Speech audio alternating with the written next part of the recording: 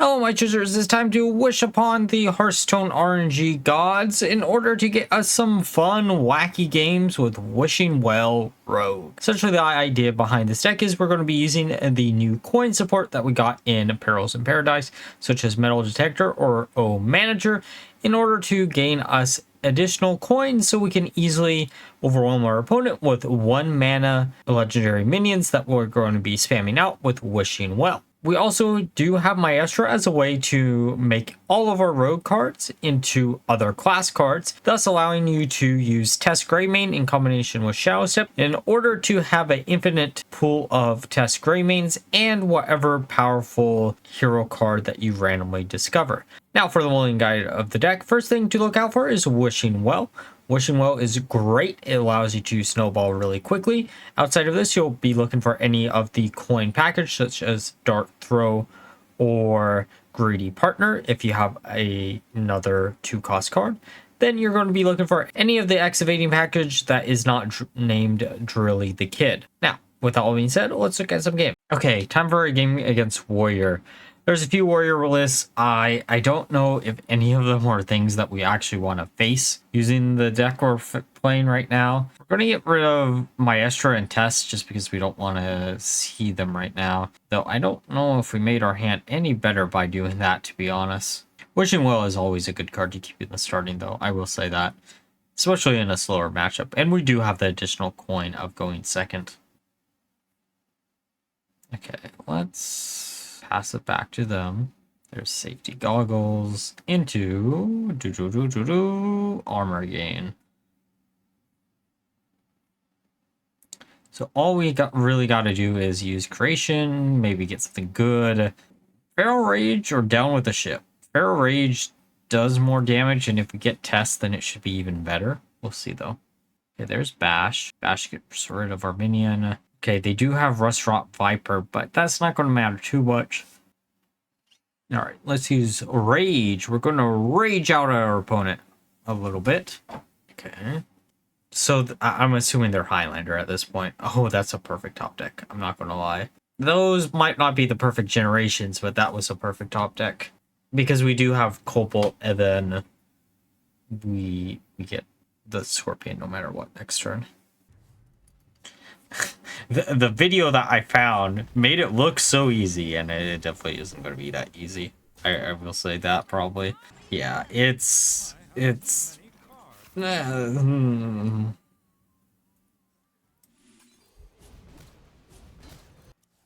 Also, this is the first time we burned a card and it wasn't Tess or Wishing Well.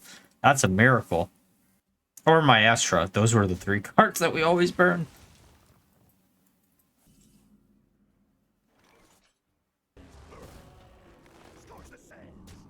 On drop hour? Technically. Oh no, let's go with this. Okay, I'm gonna keep the coin. I will say this though, as much as people have been like complaining about the theme of Perils, it is really cool to see how like all the classes got basically support for decks that they already had gotten support for in like previous sets. And for once, we don't have any like I don't think there's a single like standalone package this time for this like newest set. The closest is like maybe the location cards, but those are all like in the neutral pool. Oh, maybe the shadow burn damage is. Sorry, I was not paying attention. Okay, most people pick rock, so I don't want to burn cards. We'll give them the cards. Or no one will draw any. That's good. I'll take some coins. Oh, pop card. This is really funny, so I'm going to save it for later. But we're not going to use it right now, because if I use it right now, that's going to backfire so hard. Oh, okay. Give all the other minions. I really, really want to see a Maestro. If we see a Maestro to like top deck, okay, that's fine. That's okay. That could have been really bad. It kind of still is bad. There goes the wishing well. My Astro. Hey! Okay, what hero power can we easily abuse with this card? This is not a hero power that we can abuse. I don't remember what Zul'jin does. What the hell does Zul'jin's hero power do? Oh, deals 2 damage. We can easily abuse that, but doesn't Zyrilla... Oh, yeah, we just choose Zyrilla. Zyrilla's the better choice there. I was like, I don't remember what each of these guys do. It has to be something, right? Okay, so... Oh, wait, do we have any Death Rattle minions that this actually triggers? This would be the replay that I really, really would want, though. Like, this is what I've been searching for, if we end up getting it. There's Wishing Rail number 2. Ugh. I cannot speak right now, I guess. Okay, so I don't think we have any Death Rattles, but I don't really care if we have any Death Rattles. Oh, we do! I forgot that existed. I'm not gonna lie, I've completely forgot about that. I am so curious. You might be able to OTK them next turn. We would need, like, Papercraft, but, like, should be fine. Maybe we won't OTK, but we'll get pretty close. Okay. Let's do this. Wait, we actually have it. Wait. Oh, this is the replay I wanted. Let's go. Oh man.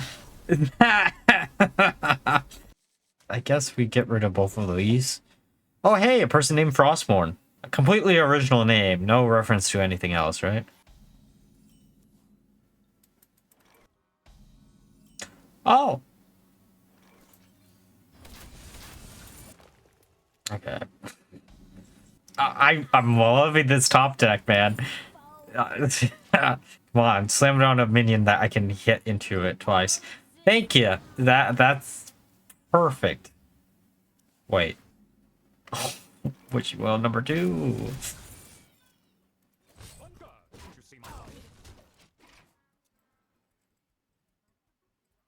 Okay, so I hate you so much, Doomkin. You are the bane of my existence.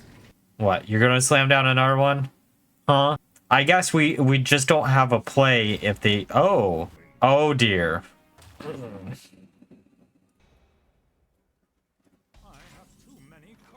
Okay, well, coin.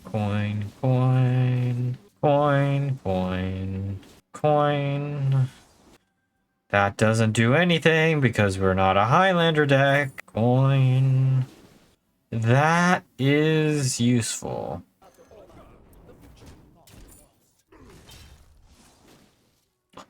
I mean, I'll take the double charge minions. Okay. I mean, as long as we draw into test, we win the game instantly. That was a good turn. Turn 5. Double charge. Well.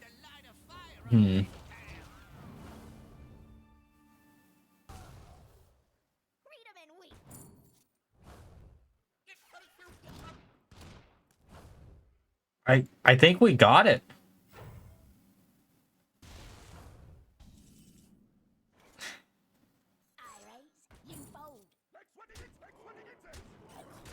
Wait, that was perfect game? Okay. Okay, time for game against Rogue. There's a few options this could possibly be. The first option is Elemental Rogue, which is a little bit annoying, or it could be a mirror match. That could be cool. We're going to get rid of the 2 cards here, keeping Dart Throw and Stick Up just in case. Dart Throw is actually a pretty good card. I will say this, I know this deck doesn't really have too much draw power, but there's so many ways to generate additional cards in the deck that not having a bunch of draw power doesn't really matter too much. Also going second, of course, is just better for the deck because you do have access to an additional coin that you wouldn't normally have. Though having Wishing Well in the starting hand would probably be better than not having it, right? Okay, there's Cobalt Miner. Okay, I'm gonna coin this out. So good news is this is probably a mirror match. Bad news is this could also not be a mirror match. It could be like a Reno deck. I know there is a Reno variant of the list floating around right now, but we'll pretend that version doesn't exist. Because I don't know. I know I haven't really talked about a Reno deck in particular, and the fact that none of the 11 decks that I originally came up with for this set for day one were any Reno decks. I knew people just are kind of tired of the deck, so I didn't want to do anything with it. Just going to do the 3 damage for free. Okay. I'm assuming this is probably a mirror match. It again still could be. Oh, that's. I will say, Drooly the Kid's signature is not my favorite, but it definitely is better than some of the other ones. I actually really like the signature rares for Perils in Paradise. I know that might be a little bit weird to say. To be fair, also, the only one out of the 4 signatures that I own that I really enjoy is Gorgonzola. But, like, I don't know. I just got unlucky. Well, 2 out of the 4 I knew what I was going to get. Linessa signature is... I'd rather have the regular card, but it is what it is. And then Buttons isn't bad. I don't mind Buttons. And the other one was... can't remember what it's called. It's the Priest one that I can't remember its name right now. Just a little side tangent. Like, out of the signature rares for this set, does King Tide have one? I was like, King Tide is the one that I would have loved to get, but I can't for the life of me remember what cards have the signature rares. Not gonna lie. Okay, they randomly generated a Therazane, which might matter, might not matter. We'll see. Oh, King Tide doesn't have a signature. That's interesting. Huh. Eudora or Viona would have... oh, actually, Ham the Hungry would have been the signature that I would have loved. Legitimately, that's probably my favorite signature from the entire set. Not gonna lie, out of all of them, that's probably my favorite. He just looks goofy. I'm not gonna lie, that's probably why I like him so much. He just looks so goofy. Anyways, just a side tangent. Also, them giving us a 1-cost treasure that will allow us to discount all the Armenians in our hand is actually pretty good. Pretty good for us indeed. Come on, let's generate some random spells, please. I mean, draw power is good. 2 Wishing Well. Oh, that's so nice. I'm not gonna lie, that is a really, really nice top deck. That's such a nice top deck. We also, well, actually, no, we wouldn't have been able to do that. Never mind. Buy one, get one freeze might be good. We can coin out. Do we want to do that? No, let's just freeze that. We actually probably should have saved that for Wishing Well. I'm not gonna lie, that probably would have been the better play, is save it for Wishing Well, and then we could have got 2 Wishing Wells. And then 2 cards per coin. Party Fiend. I am actually kind of glad that I was a little bit off when I said, like, Rogue would not want to use any of the... oh, well... at least it's not on Kiliax, right? Anyways, I was going to say, like, Rogue wouldn't want to use any of the Warlock cards they would get access to through Maestra. Maestra would have just been a good enough card. I will say this. The one replay I would have loved to get, and maybe we'll get it later on, I don't know, would have been, like, a game where we kept bouncing Maestra back to the hand. That is such a good card. I'm not gonna lie. That is so good. Because say goodbye to the... well, actually, I guess we don't have to do that. I was going to say goodbye to our... oh, there's Maestra. I'm not gonna lie, we probably should have hit the 17, 18. Oh, I mean, you know, let's chill out with Vol'jin. Boy, I definitely wish we had tried to get that before. Oh, that's a good play. That's a really good play. Come on. Do you got anything for us? Stick up. The funny thing, oh, we actually probably should have made the 17, 18, I don't know, some other minion that isn't the 1/1. Not gonna lie. Well, actually, no, giving them a 1/1 in case that's probably the safest bet. I'm pretty sure we win no matter what next turn. Okay, 8/8. Breakdance into Scorpion. I mean, they can technically get rid of the 17/18, I would assume. Oh, if they actually made space, then they could definitely deal with this board. But I don't think. Oh, it also depends on like how much hand space they had. Yeah, because they're just gonna flood their hand with a bunch of coins, which don't do anything. Okay, I don't think that's enough. All right, shadow step, please. Oh, actually, no, we. Also, I realized we misplayed when we played the weapon after the Khadgar, but it is what it is. I was really hoping that would hit the same minions. Anything good? Come on, something out of the coin, please. Coin, coin, coin. Alkir. Oh boy, just what we want to see. But wait, there's more. Oh, yeah. Bounce around, my friends. Bounce, bounce, bounce. And bye-bye, bye-bye, bye-bye. All right, now that we're through the games, let's discuss my final thoughts of the deck. So I played 20 games with the deck and had a 55% win rate, which actually didn't shock me that much. This was a deck that was always missing 1 or 2 additional coin generating cards to be incredibly good, and it got those in Perils and Paradise through Metal Detector and O Manager, both of which are incredibly good cards for this deck and make this deck a lot more potent than it was, making it way easier to overwhelm your opponent with a bunch of 1-cost legendaries that you get through Wishing Well. I actually never have covered this deck on the channel, which is why I really wanted to cover it, even though I know a lot of people are talking about like Elemental Rogue right now.